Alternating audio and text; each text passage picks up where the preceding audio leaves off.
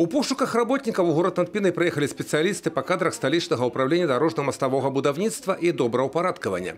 Прадпрыемства займаецца будовництвом дорог и мостов, прокладкой трубопроводов, систем теплозабеспячэння. И на сегодняшний день адчувае дефицит кадров. У Пинск представники наймальника приехали с пропановой працы вахтовым методом. Акрамя стабильной зарплаты гарантуют комфортные умовы проживания на час вахты. На данный момент в Пинске мы предложили вахтовым методом. Основная специальность – это дорожный рабочий от 3 до 5 разрядов.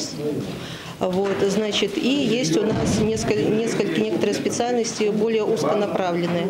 Это арматурщик, изолировщик на гидроизоляции, монтажники строительных конструкций, монтажники наружных трубопроводов.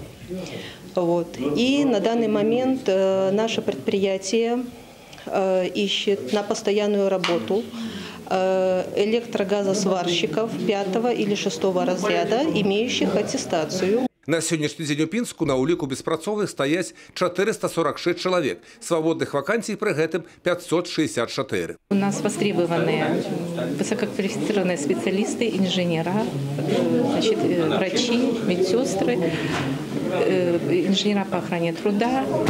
А из рабочих профессий у нас востребованы электромонтеры по ремонту и обслуживанию электрооборудования, значит, кухонные рабочие, повара, швеи, электрогазосварщики, водители автомобилей.